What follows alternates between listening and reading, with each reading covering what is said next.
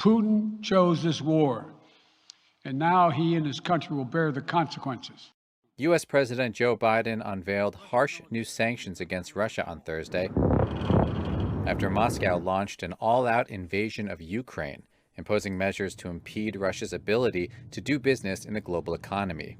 We've now sanctioned Russian banks that together hold around $1 trillion in assets. We've cut off Russia's largest bank, a bank that holds more than 1/3 of Russia's banking assets by itself, cut it off from the U.S. financial system. And today, we're also blocking 4 more major banks.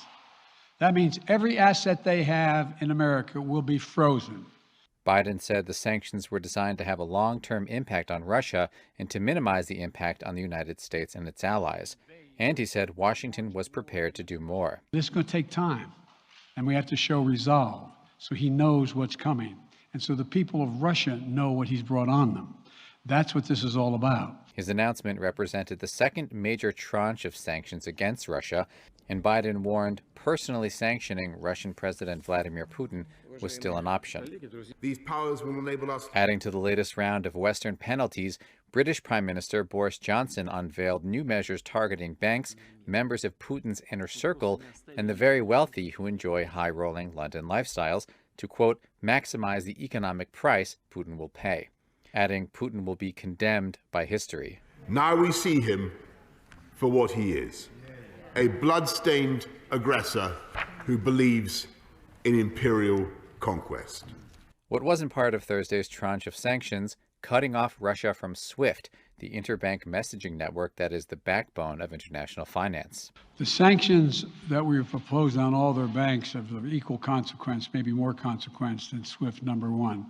Number two, it is always an option, but right now that's not the position that the rest of Europe wishes to take. Describing Thursday's onslaught as a dangerous moment for Europe, Biden said he authorized troops that have been placed on standby to deploy to Germany to defend NATO allies, stressing that Putin's actions have made him a pariah on the international stage. Putin's aggression against Ukraine will end up costing Russia dearly, economically and strategically. We will make sure of that. This hideous and barbarous venture of Vladimir Putin must end in failure. At the G7 meeting this afternoon, we agreed to work in unity to maximize the economic price that Putin will pay for his aggression.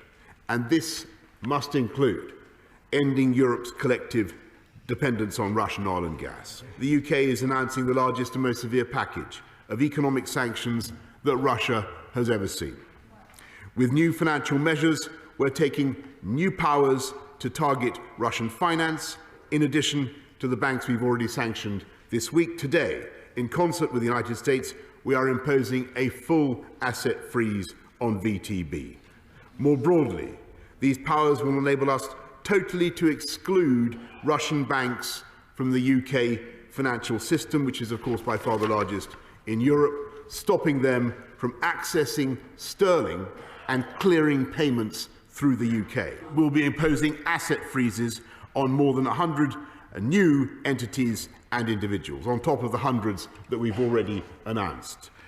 This includes all the major manufacturers that support Putin's war machine. Furthermore, we are also banning Aeroflot from the UK.